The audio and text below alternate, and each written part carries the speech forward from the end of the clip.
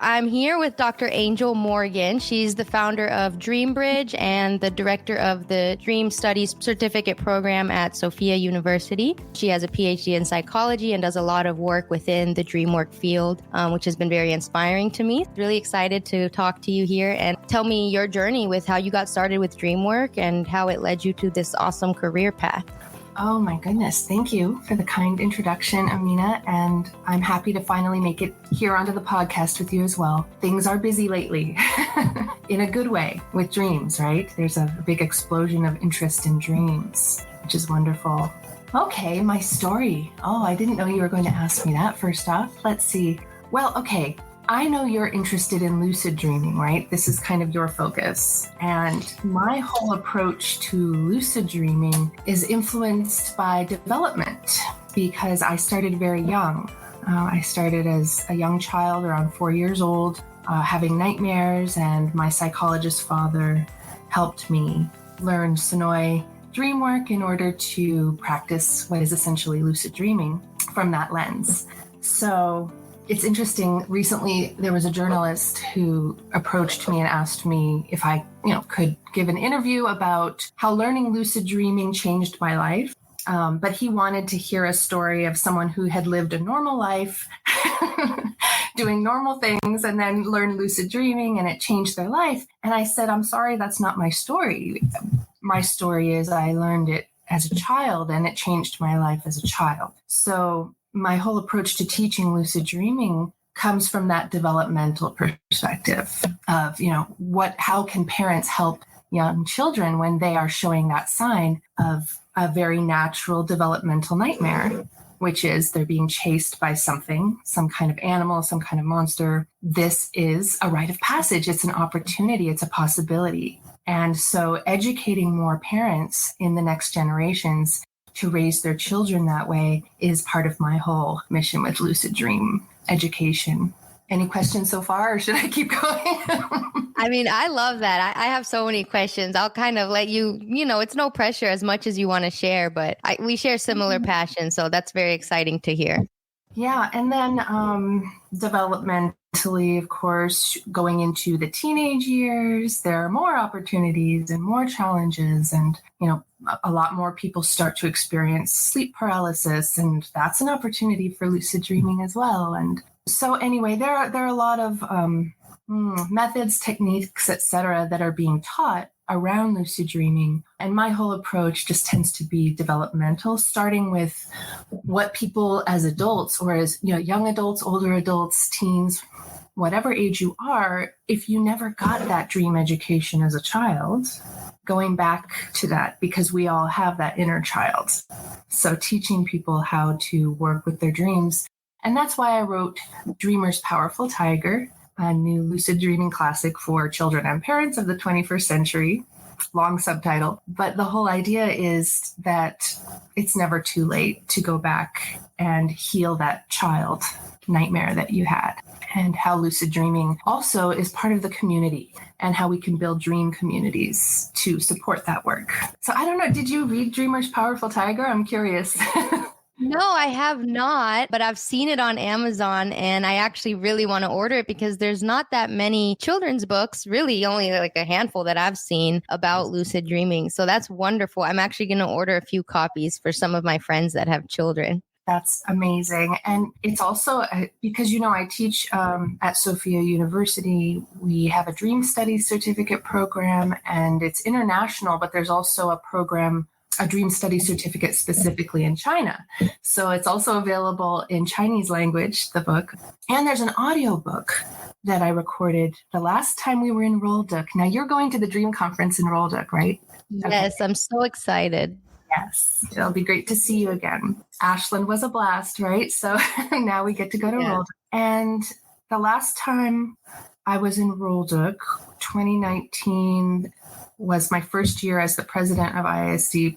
And after that conference, I took a train to Paris and I recorded an audiobook for Dreamer's Powerful Tiger with my friend Dana Boulay, who is a composer, and she composed an all original soundtrack for it. So you can also find that on Audible or iTunes or wherever you buy audiobooks. So I really love that because I started lucid dreaming as a child as well. So I can relate on that. And it's always been a huge part of my life. And I really, I've always loved children and just like babysitting and all that kind of stuff, even though I don't have kids myself. I've always been passionate about that, like teaching children how to lucid dream, especially because children have nightmares and things like that. So that's really cool. I'm totally supportive of that mission.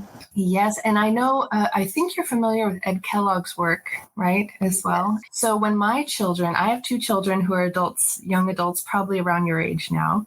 I don't know how old you are, but anyway, they're in their late 20s. And when they were 10 and 13, my son was 10, my daughter was 13, and Ed Kellogg had this lucid dreaming challenge for children. It was the Harry Potter lucid dreaming challenge. Now, Harry Potter was very big, right? Yes, I remember. And so the challenge was, as soon as you become lucid in a dream, to try out one of the spells from Harry Potter. And my son tried it, but he said he got distracted by something and it didn't quite work out. He was 10. My daughter was 13, and they're second generation Senoi inspired dreamers. So they've been around me and around all of my work with Dreambridge. So anyway, my daughter comes running out of her room and she runs down the stairs and she says, I did it. I went into a room. It was really dark and I pulled out my wand and said, Lumos, and lit up the room, and it lit up, and she just got so excited. So, there are a lot of games for children as they grow developmentally as well with the lucid dreaming that can get more fun and interesting. And again, if an adult has never done these things, adults can try these things as well. Like I have this exercise called the Lucid Dreaming Workout. It's in a few places. It's published in the chapter that I wrote for Sleep Monsters and Superheroes. That chapter was called Dragons, Angels, and Rites of Passage, the Universal Language of Children's Dreams. And toward the end, I outline this lucid dreaming workout. And essentially, it's also in Dreamer's Powerful Tiger in a different way. It's woven in. Because this is where I learned about this exercise, was through my mentor, the late Clara Stewart Flagg. And so it really helps people who are trying to learn lucid dreaming, no matter how old you are. As long as you're old enough to understand it and try it, it can work for you. So the way this workout exercise, it's kind of like before you go to sleep, you know how people talk about dream incubation for lucid dreaming. So this is it's not really a dream incubation. It's more of an exercise. So you close your eyes and you imagine that you're standing at the top of a beautiful cliff overlooking a beautiful landscape. And just, you can feel, the soft, warm wind, and you can see maybe the ocean, and you feel the earth under your bare feet at the top of the cliff. Oh, and actually, sometimes I reverse this where you're at the bottom of the cliff, depending on how old you are, because with young children, I don't want to start at the top. Okay, so let's put you at the bottom of the cliff. You feel the earth under your feet, and you levitate up to the top of the cliff. And then you feel your feet on the earth, and you turn around and you face, and you see that beautiful landscape. And then you gently step off the cliff and float down, down, down, down, down. And you land gently and you feel your feet on the earth again. Feel your feet on the earth. Turn around, face the cliff, levitate up. And you just keep repeating this cycle where you're levitating and you're jumping off and you're landing gently. So this exercise, what do you think? What do you think this is doing? Yeah, I think it's a great visualization for just kind of getting into that hypnagogic dream state. Yeah, it is doing that. It's preparing you for that. And it's also preparing people for the different laws of physics are different. You can fly in a dream. If you go off of a cliff, you're not going to crash and, necessarily. I mean, some dreams, that's part of the story.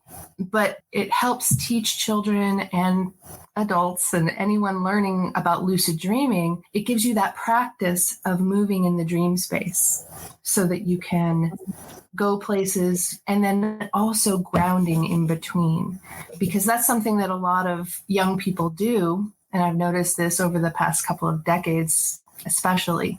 Lucid dreaming has gotten more popular, and a lot of people really want to do it, and they want to have these crazy experiences. And it's great. That's a great first way to get into lucid dreaming. It's like the Dalai Lama says, well, if you get into practicing compassion out of selfish reasons, it makes you feel good to be compassionate. That's a great way to get started, but that gets old very fast, and then you go deeper and deeper. So with lucid dreaming, the appeal is often, I can do anything I want. I can have sex with whoever I want. I can eat whatever I want. I can fly wherever I want.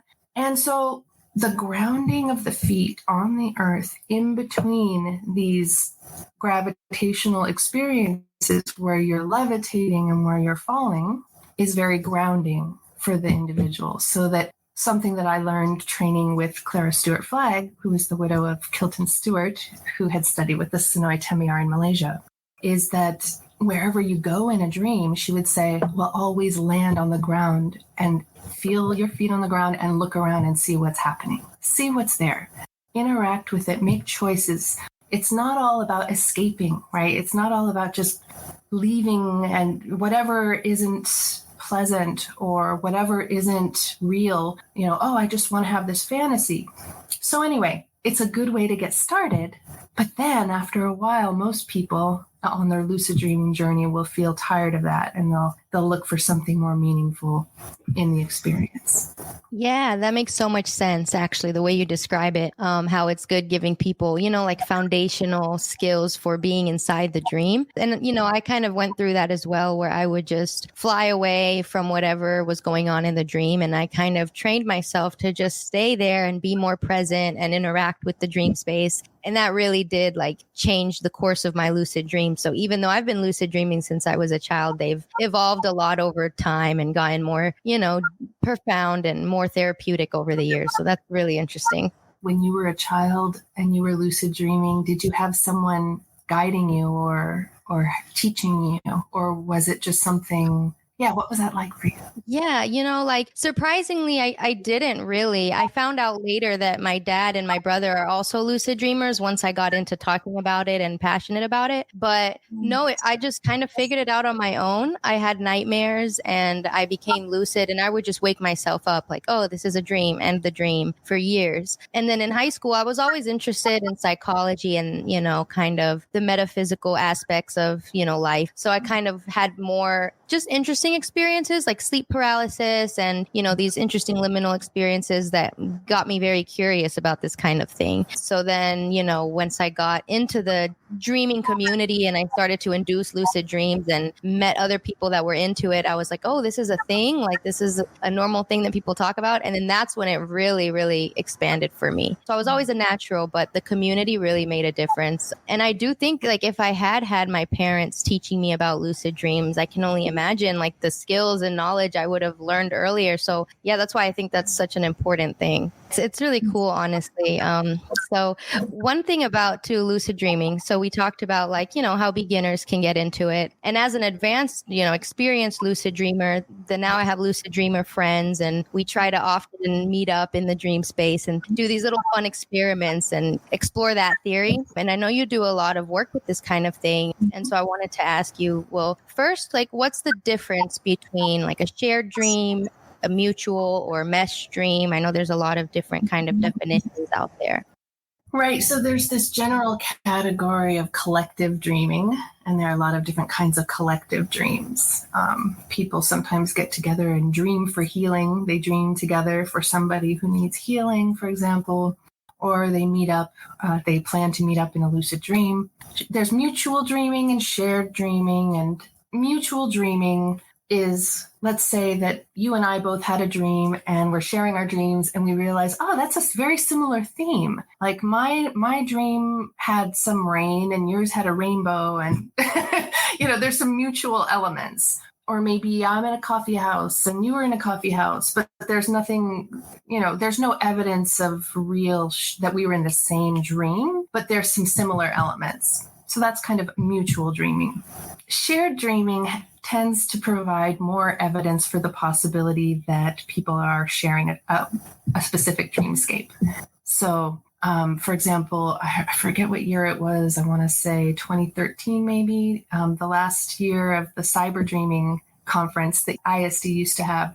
And that's PSI, Cyber Dreaming. And Ed Kellogg asked me to be the target person for a mutual dreaming contest. That's because I had been the sender for the dream telepathy contests since 2009. So it had been a few years and everyone kind of knew who I was. So it was easy to focus on me and find me in a dream. And so this small group of people, maybe there were a dozen of them. Actually, there might have been more than a dozen. I don't remember, maybe about 24, 25 people doing this contest. And it's so amazing. I'm going to just give this example because it really helps with the shared dreaming. So about 9 people reported that there was a pool and a party and it was nighttime.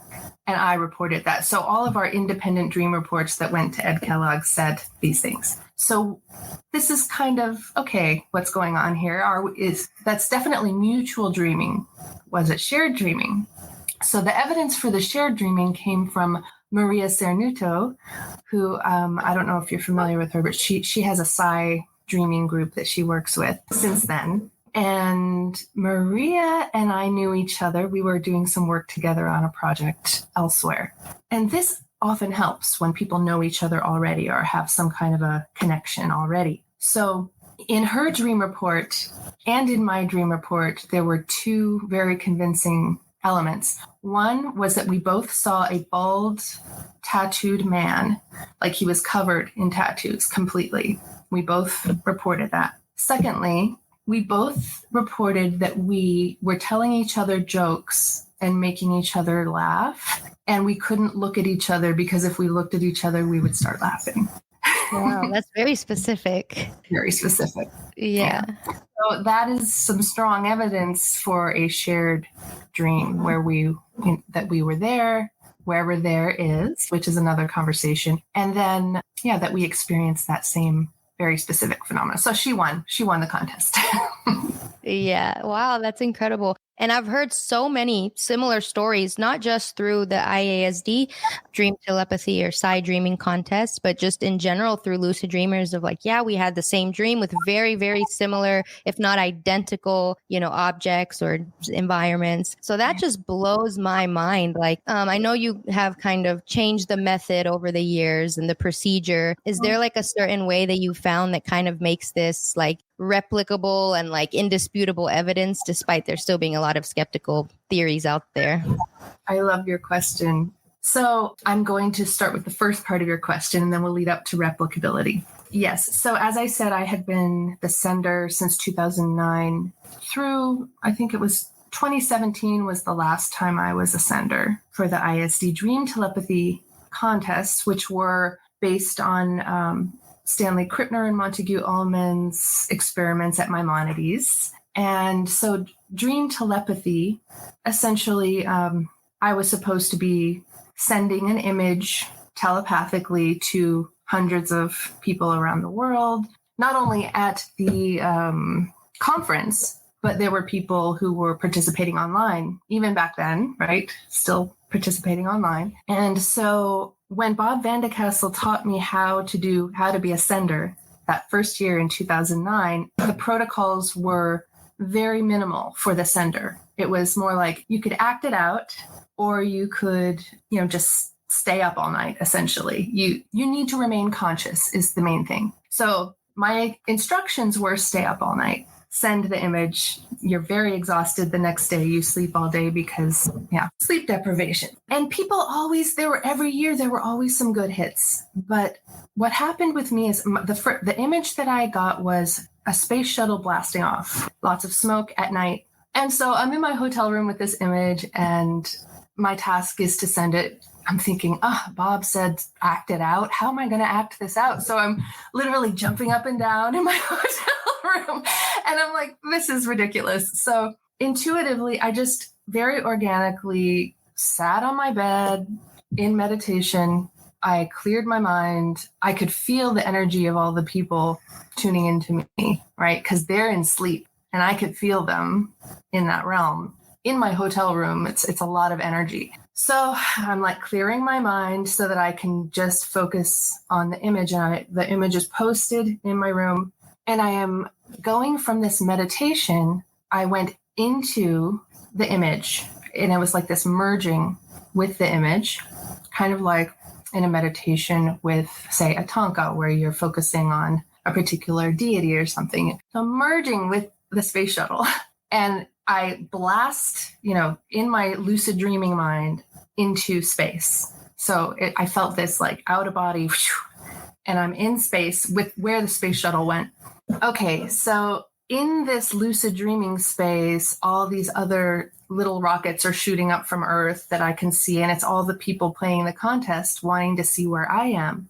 And so all these things start happening where I'm having some martial arts sparring with somebody playfully. It's a rock and roll space diner type, floating in the astral plane.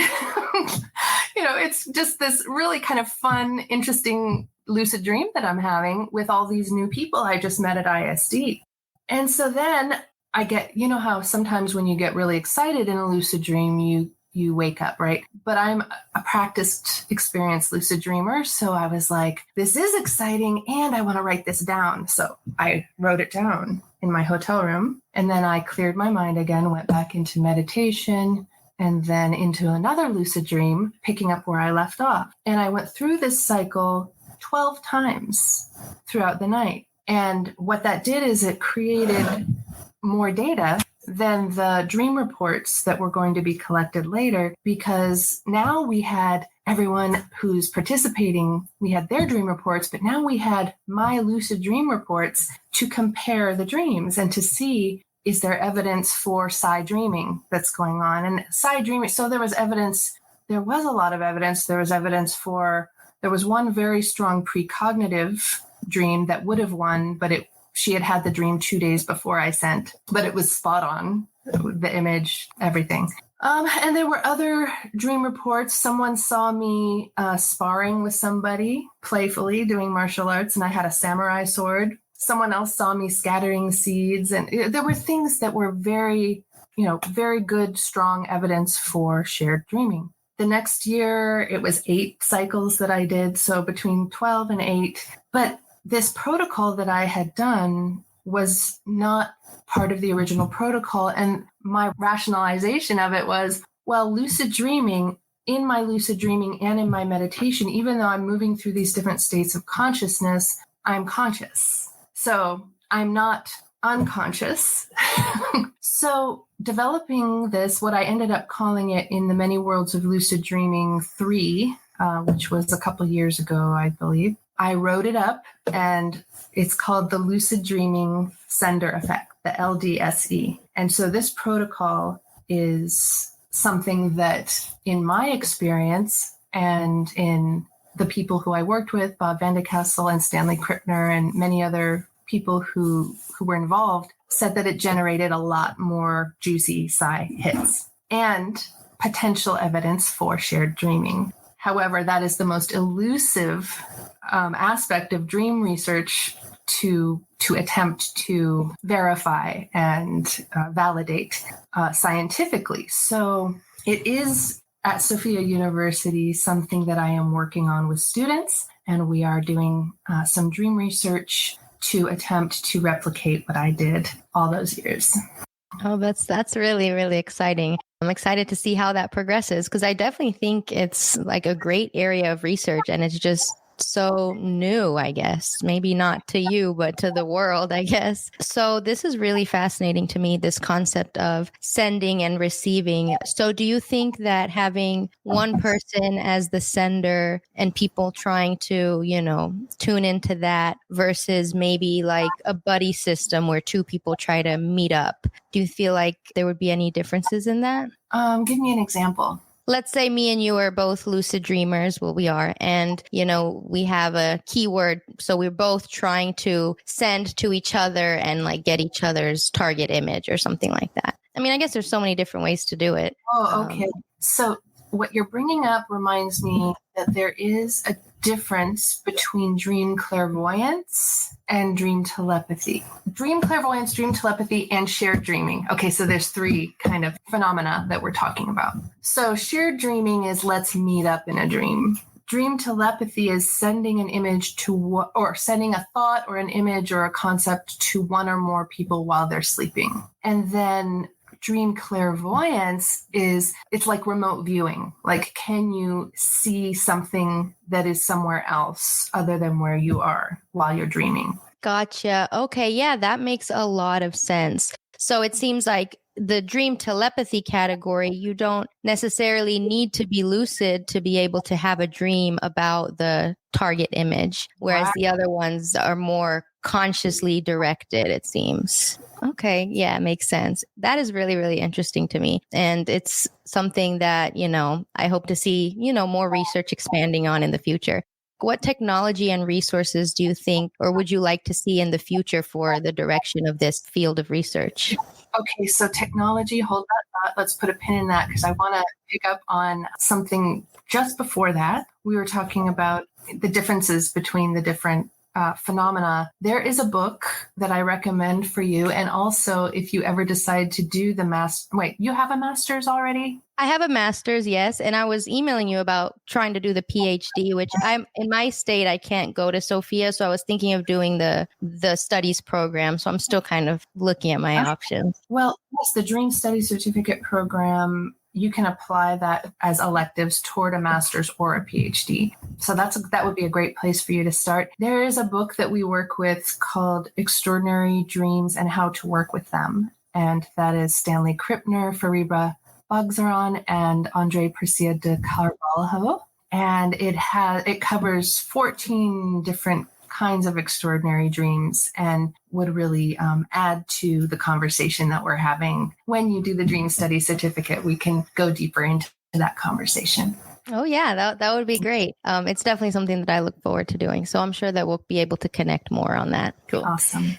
And then the other question you asked was about technology. So give me an example so I understand exactly what you're asking. Yeah. Not necessarily just technology, but just kind of like, where do you see the future going, just in general? Like technology being one example, but, resources, funding, like, what is needed to do the type of research that you're doing? First off, I feel very supported by Sophia University, and I'm very grateful to Sophia University for supporting the research that I'm doing. And, it's not just about getting approval, which I have institutional review board approval for all of this research, but the excitement that's generated around it and the support in that way is really wonderful. So around the type of research with the lucid dreaming sender effect and dream telepathy experiments, we're in a good spot right now. I don't know how to talk about funding on this podcast necessarily, but I think that there's a lot of possibility for, depending on how the research goes, and I can't talk too much about it because it's in progress right now, but definitely look forward to hearing those results and reading them when they get published, because this is exciting. And I do agree with you. And you had said earlier, maybe not for me. I know it is somewhat normalized in my experience, but I live in the world.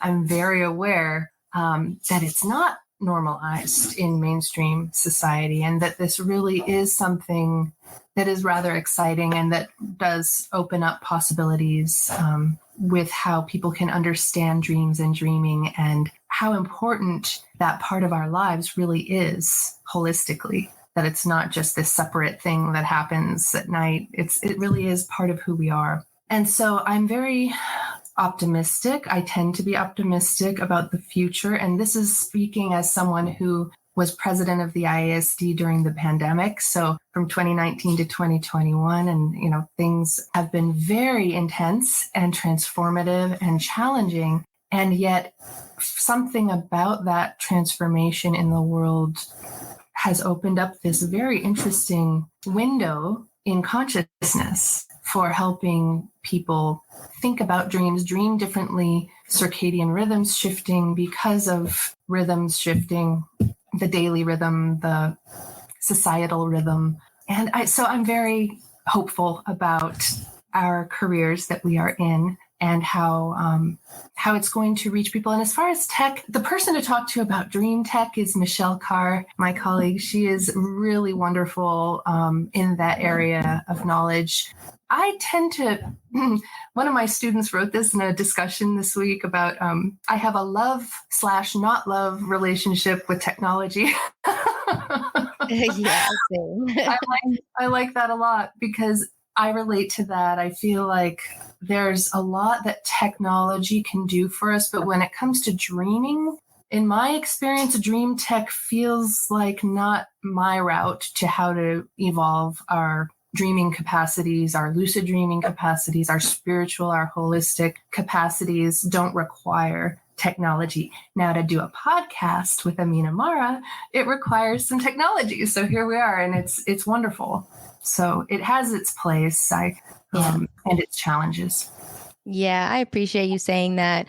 Being where I'm at in the community, I love dreaming and I am so used to talking about dreams. But I find it very interesting, like you pointed out, that around 2020, a lot of people started becoming just more interested in this kind of thing, exploring their inner worlds. I started my podcast in 2020, even though I had been dreaming for years. So it was a very transformational time. And so I think this is the beginning of, like you said, a very optimistic future in dream work research. So that is very exciting. And I'm looking forward to seeing when all of your work is published so I can, continue to share it and follow along. Thank you. And, a lot has been published already around what I was describing earlier, as far as not the lucid dreaming sender effect under that, but all of the studies at ISD. Not all of them, but a good handful of them that led up to that have been published, and they're on my website. There are links to them. Yes, I saw a lot of publications there. I'll definitely link that. And I also was reading about Dreambridge, which I'd love for you to tell me a little bit about. I know you have a creative background, which I also think is super interesting. So yeah, what is Dreambridge all about?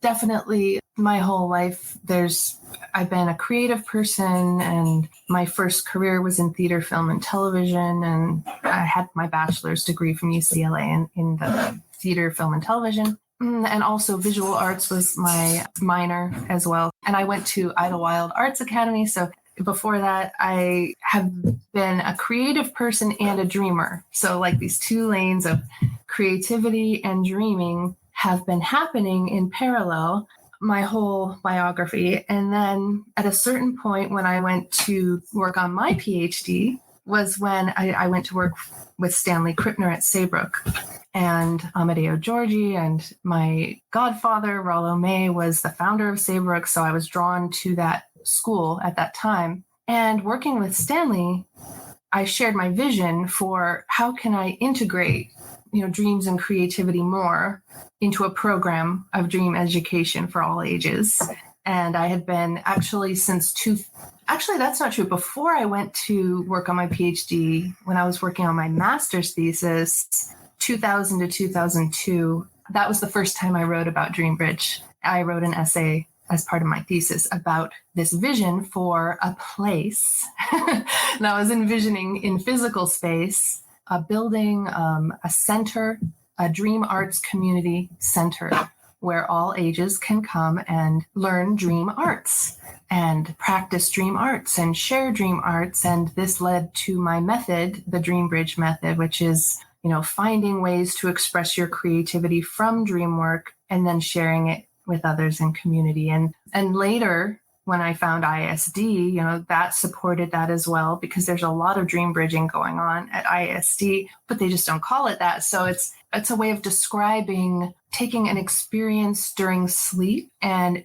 creatively expressing it in waking life and sharing that with others. That's like the full expression of what dream bridging is as a verb, right? And then I had this whole series of dreams of building, like this going back and forth between creating something and then sleeping on it and then getting more information. And then, so going back and forth. And I ended up creating this floor plan for the Dream Arts Center. And then I, zero architectural background, but I made this model and talked about it at the Rogue Valley Metaphysical Library here. And that's where I met Ed Kellogg. And so this work led to establishing Dreambridge here in Ashland, Oregon, teaching workshops, courses, and individual consultations and all kinds of work around the method of Dreambridge.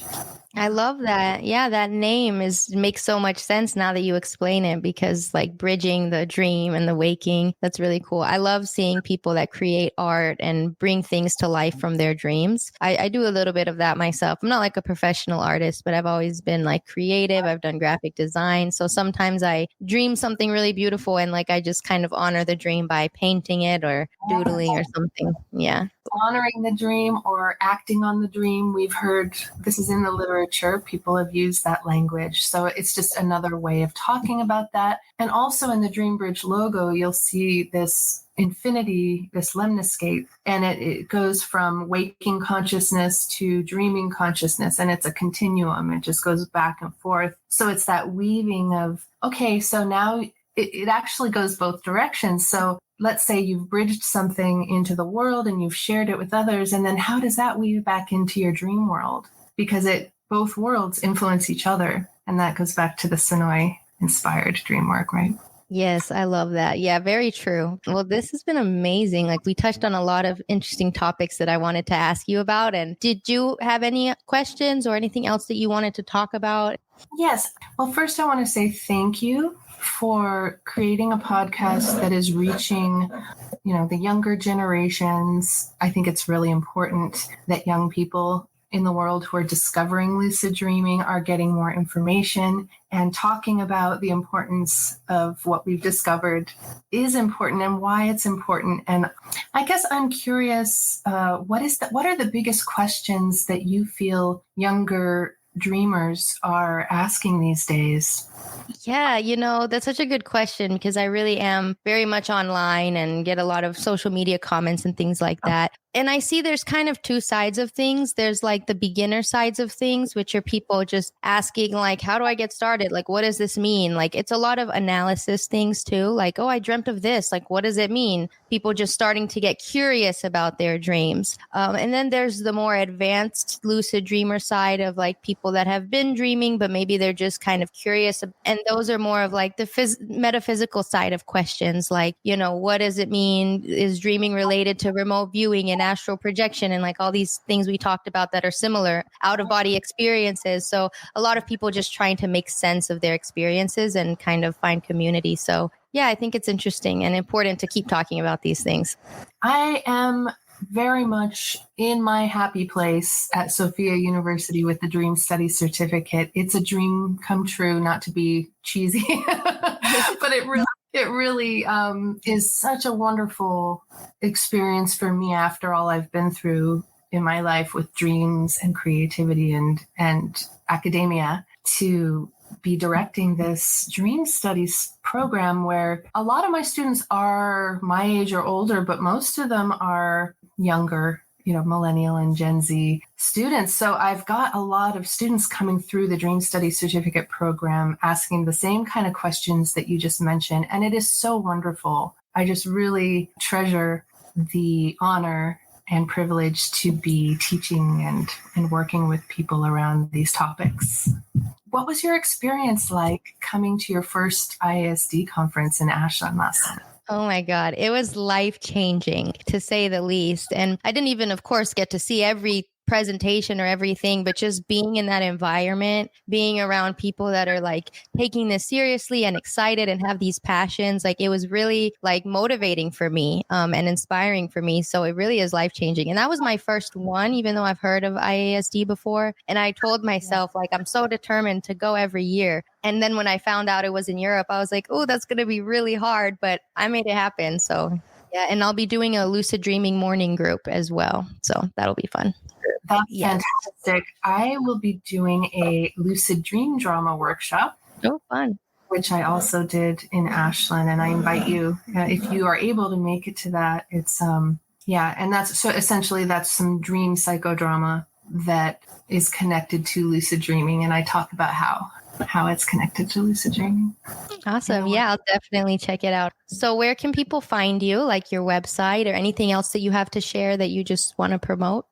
thedreambridge.com, and that's all one word, the Dreambridge. dreambridge.com is my website. And there are links there also to Sophia University. But if you go to sophia.edu, and there's look for on the homepage there, kind of toward the top left, there's a link that goes right to the Dream Studies Certificate program. Oh, and one more, asdreams.org for ISD. Of course. Yes. Yeah, I'll throw all those links in there so people can access them easily. But yeah, it's been amazing talking to you, and I really appreciate you taking the time to come chat with me. And for all the listeners that made it this far to the end, as always, I love you so much. Thank you for listening. Please support by leaving a review on Spotify, Apple Podcasts, Google, or whatever platform you're on. It only takes a couple seconds, but it has a huge impact. And be sure to follow on social media, share with your friends. If you want to learn more, check out the dreamworldpodcast.com. I also have an online course that you can get for less than $15. I will personally help you learn how to lucid dream, and I will make it my mission. So be sure to check us out, and sweet dreams.